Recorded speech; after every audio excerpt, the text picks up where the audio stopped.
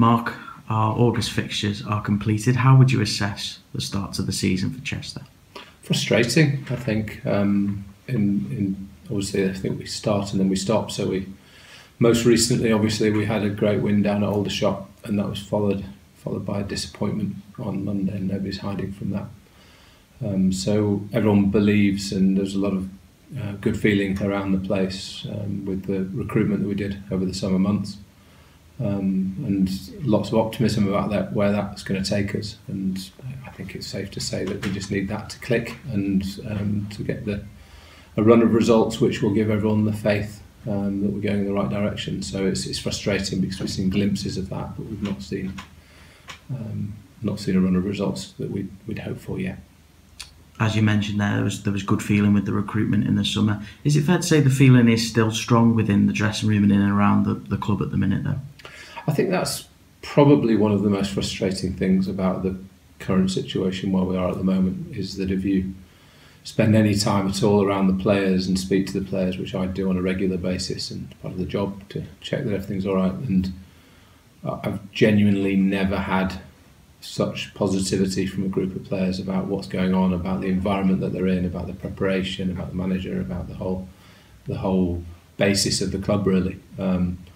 Similarly with the backroom staff, similarly with the people who volunteer here on a day-to-day basis, everybody who sees what goes on behind the scenes can see that we're kind of within touching distance of something very, very special. But for whatever reason, and for one reason or another, it's not yet clicked, and so that frustration builds, and so you want it to happen.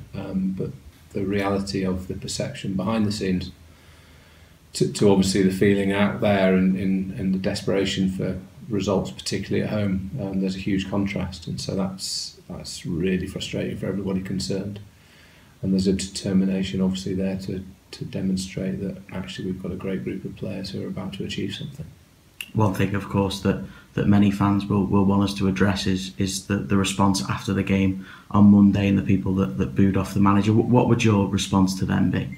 I think that the response is, and first of all, it's their right, and they pay good money to come and watch a football club, and in an ideal world to come and watch a football club win matches, particularly at home. So I'll always be an advocate of fans having the right to express an opinion, and they do so after the match. They do so by email, they do so in direct conversations. I think what's really important is they got behind the team for 90 minutes. And they showed fantastic support for that period, as they did away at Aldershot, as they've done consistently. And so that their support is to be celebrated. I think, again, the frustration is that there's that strength of feeling evidently building up. And from a professional point of view, you can see the good things going on behind the scenes, but you know the need for results, and you know the need to get wins, particularly at home. And so we came off the Aldershot result, and all we needed to kind of cap that off was a positive result at home, positive performance at home, and for whatever reasons that didn't happen. And there are people more technical than me that would be able to analyse that, but it didn't happen, and it's really important that it does. So I celebrate their right to express their opinions, thank them for getting behind the team in the way they did. And just express my desperation that it clicks and that we get the positive results that we all believe that the hard work deserves, and that the fans certainly deserve. And that can take us to a far better place, and that they can celebrate rather than have to express negative feelings at the end of the game. As you mentioned at the start, there's a frustration about the start of the season. Is it doubly frustrating with the home form, which of course dates back now to December? Yeah, and we can't hide from it. And so we're in conversations with the manager, with the players, with the staff, internally within the business on a day-to-day. You can't ignore the fact that we need to win football games at home, and that's the reality of it. So it doesn't matter how much good you say is going on. People turn up to be entertained, and entertained preferably with some wins at home. And I think it's a huge frustration now. There's an element of the fact that we reviewed things at the end of last season, and everybody knows the stat and the facts that we haven't won a home game since December the 17th last year. we reviewed things. We decided that the reason for the bad run of results towards the end of last season was based on some needs for changes in personnel to strengthen, needed to improve the character within the team, the experience within the team. We did that over the summer, and I think everybody was in the same position, that they were celebrating great recruitment, and there was a huge amount of positivity around the place. And so essentially, from a professional point of view, you start with a blank canvas this year, and we've had the results that we've had. So we started off with, I think, what was generally accepted as a really positive performance, a battling performance against Fylde, who came up with plenty of resources. A disappointing game against Halifax. Let's not make no bones about it. It was a dour game.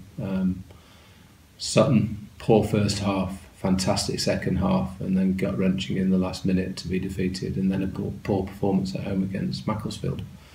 So we're now into, if you call it a fresh start in this season, then we're into 4 games at home, which we haven't yet got the results that we want and that the players want and that everybody wants. So we need to deliver for the fans, because we're carrying a legacy emotionally from last season. Even if you accept a fresh start, then we need to deal with that and just get that monkey off our backs, essentially. So you understand people's frustration, and for all of the good talk about the right things going on, then we need to start delivering good results. And I think the measure for me is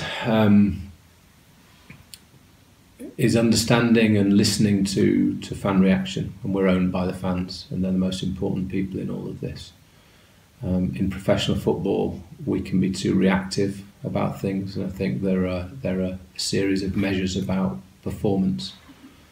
So, and I think they probably wouldn't mind me saying, I think the first people that you look at are the players. So, are the players taking the responsibility? Do players,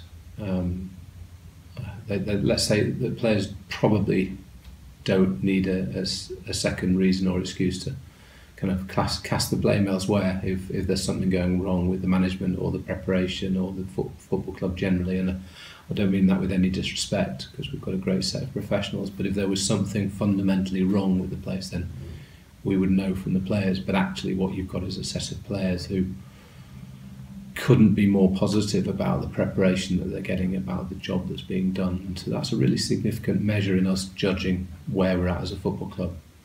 Similarly, the backroom staff, and we've got a set of staff who are 100% behind the manager and want to deliver success for him, and that's another key measure. But again, none of that means anything if the results aren't coming, and everybody, myself, John McCarthy, the backroom staff, the players, everybody knows the importance of results. But I think the importance is to know that we're measured, that we're strong, that we're professional about the whole thing. And so what we're not doing is kind of blindly carrying on in a giddy fashion, backing a manager because we think he's great, which we do. He's a fantastic individual.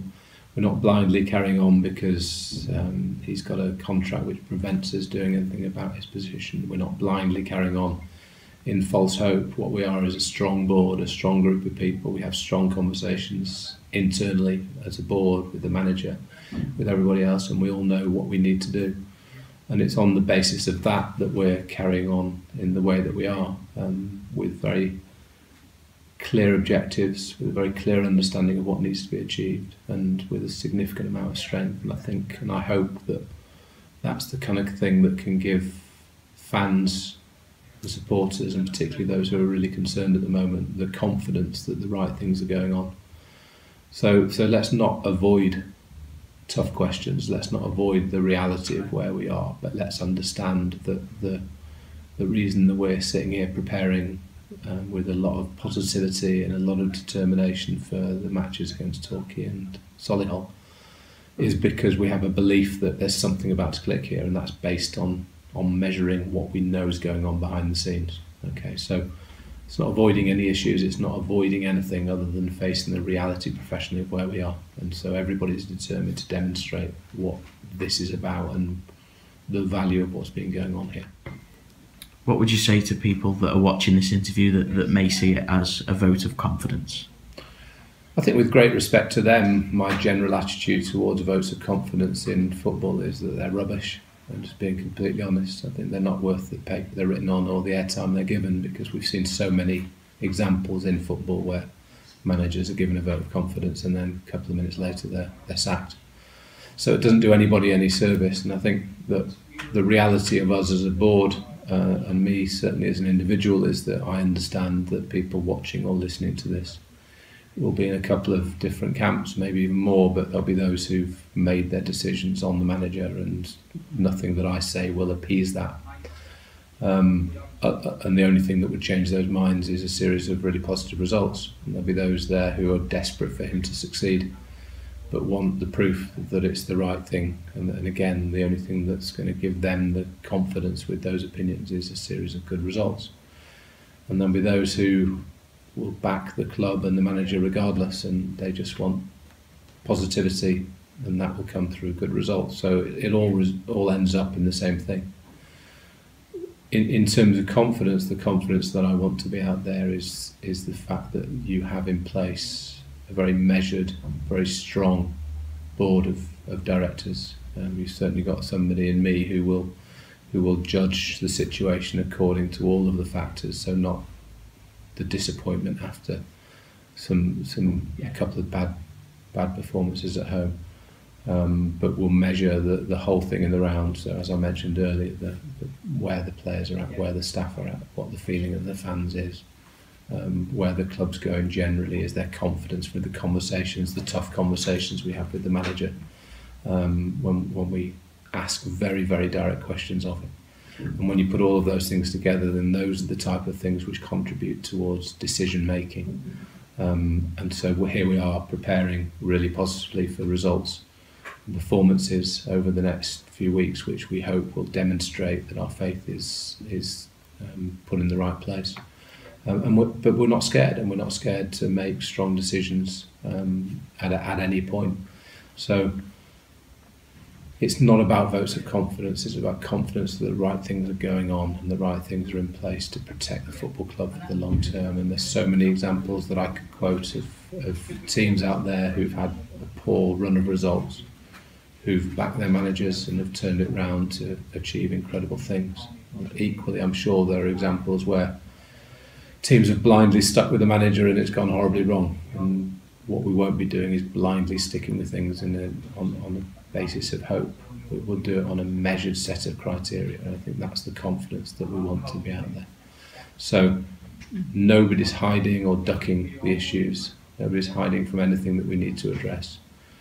The pressure is on the players more than anybody else, and I know that they accept that pressure to go and demonstrate what they feel about this manager and about what they feel about this club. And we've got a great opportunity over the next few weeks to see that. So here's hoping to some really positive conversations in the coming weeks, but let's not avoid the conversations that we've got to have now.